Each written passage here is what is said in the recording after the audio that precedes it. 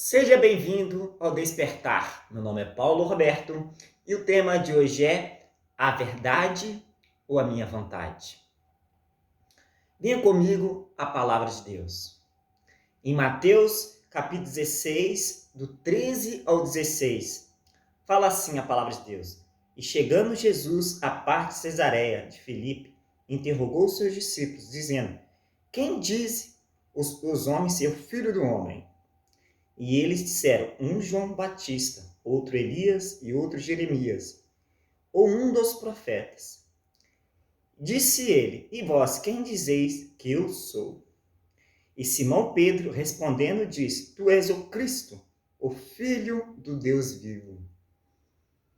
Aqui a população brasileira, a maioria dela, confessa o cristianismo como a sua confissão de fé. E eles creem que a Bíblia ela é a palavra de Deus. Aqui nessa passagem, Jesus pergunta os seus discípulos assim: Quem dizem os homens ser o filho do homem? Jesus estava dizendo para os seus discípulos que os homens tinham ao seu respeito. E um dos seus discípulos disse: um João Batista, outro Elias, outro Jeremias ou um dos profetas.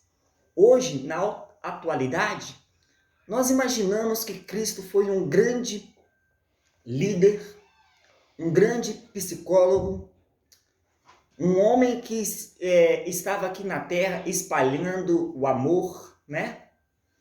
E que Cristo, Jesus, ele foi um homem muito bom na sua época, né? Mas muitas vezes nós não reconhecemos Jesus como Filho de Deus, como nosso Salvador, somente como uma pessoa que foi importante para a sua época.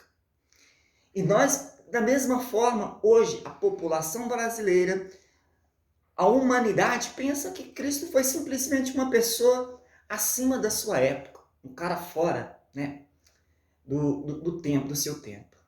Mas não reconhece ele como aquele filho unigênito que foi enviado ao mundo para morrer em nosso lugar pelos nossos pecados. A palavra de Deus diz assim: porque Deus amou o mundo de tal maneira que enviou o seu Filho amado para que todo aquele que nele crê não pereça, mas tenha vida eterna. Muitos não creem como Jesus como seu Salvador, né? Como Deus vivo, né? Mas sim como um homem diferencial que viveu na terra, não reconhecendo ele como Cristo, como Messias, como aquele que ia de vir, como aquele que um dia irá de retornar para buscar a tua igreja, para buscar o teu povo, para morar com ele para sempre. Em Mateus, e novamente Jesus fala assim, ó, agora dirige para os seus discípulos e pergunta assim: e vocês? E vós, quem dizeis que eu sou? Né? Jesus quer saber de mim e de você o que nós achamos dele também. O que nós pensamos a respeito dele. E Pedro fala assim, Simão Pedro respondendo, ele diz, tu és o Cristo, o Filho do Deus vivo. Pedro naquela época ele reconhecia o quê? Jesus como Cristo, como um enviado, aquele que ia vir, né, para morrer em nosso lugar, como Filho do Deus vivo. Assim temos que ser nós, que a nossa confissão, ela venha a ser Jesus Cristo, o Verbo vivo, que nós vimos crer nele acima de todas as coisas, né? Que nós vimos crer fielmente na palavra de Deus, quando ela aponta a Cristo como o quê? Aquele que iria nos resgatar, aquele que nos ia reconciliar novamente a Deus. Que nós vimos amar ele ao tal ponto de nos entregar a nossa vida, sabendo que ele é o quê? O Criador de todas as coisas, que nós somos a sua criação, né? Que Deus, ele nos criou, que nós fazemos parte da criação de Deus, mas por intermédio de Jesus Cristo, eu e você podemos tornarmos filho de Deus. fazer parte da sua família. E Pedro reconheceu isso na sua confissão. Ele confessa, ele crê que Jesus, ele é o Filho do Deus vivo. Que ele é o Cristo, que eu e você devemos crer. Que nós devemos crer verdadeiramente que Jesus, ele é aquele que veio para nos resgatar, aquele que veio para nos salvar. Em Mateus 22, 36 ao 38, fala assim: um certo homem se aproxima de Jesus e pergunta a ele: Mestre, qual é o grande mandamento na lei? E Jesus disse: Amarás o Senhor teu Deus de todo o teu coração, de toda a tua alma e de todo o teu pensamento. Este é o primeiro grande mandamento. Este é o primeiro grande mandamento. Qual é esse primeiro grande mandamento?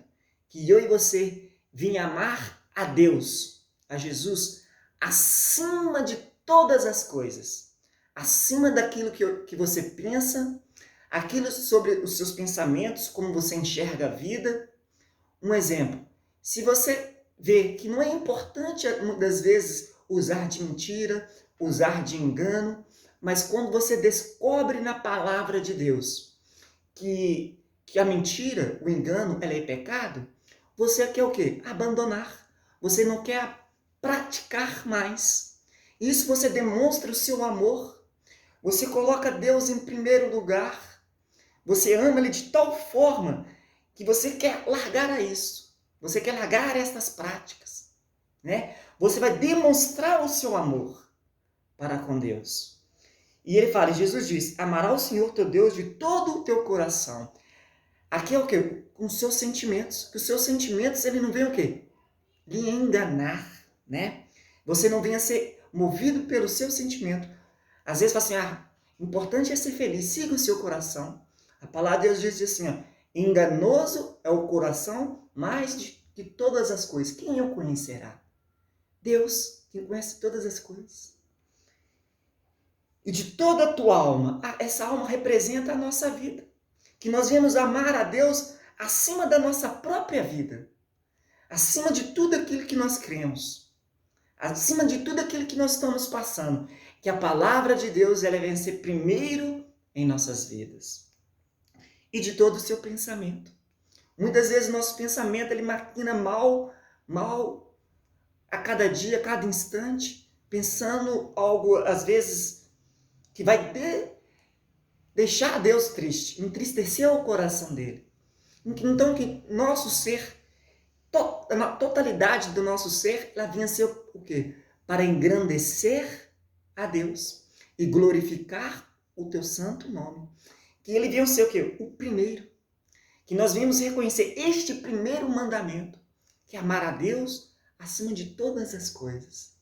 Acima de todo o nosso entendimento, o que nós pensamos, que ele vinha ser o primeiro. Que ele vinha ser o quê? O único na nossa vida. Em João 14, 21 fala assim, aquele que tem os meus mandamentos e guarda, este é o que me ama. E aquele que me ama será amado do meu Pai. E o amarei e manifestarei a ele. Jesus diz assim, aquele que me ama é aquele que guarda os meus mandamentos. Que nós devemos preocupar em guardar os mandamentos de Deus, mas também que nós viemos cumprir. A palavra de Deus diz, os teus mandamentos eu guardei no meu coração para que eu não viesse pecar contra ti.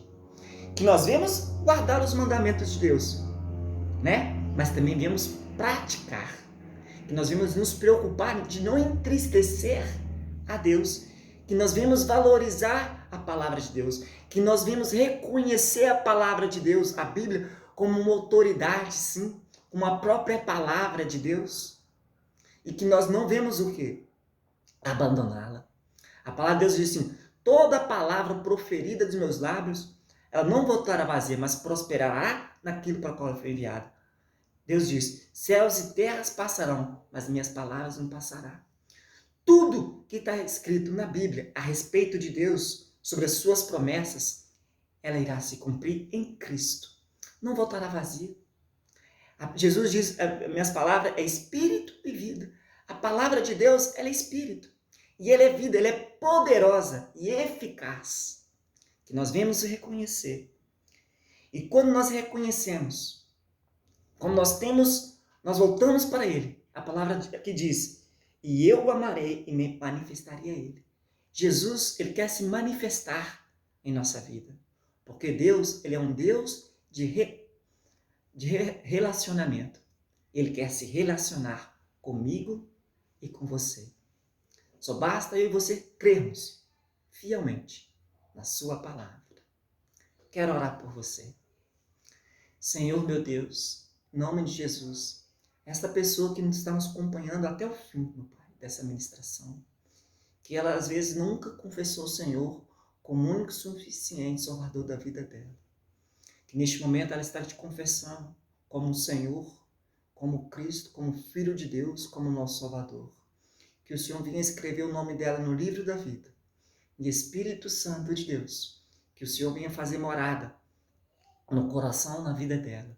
E que o Senhor venha conduzir a vida dela neste momento, em todo o tempo. Em nome de Jesus. Fique com Deus.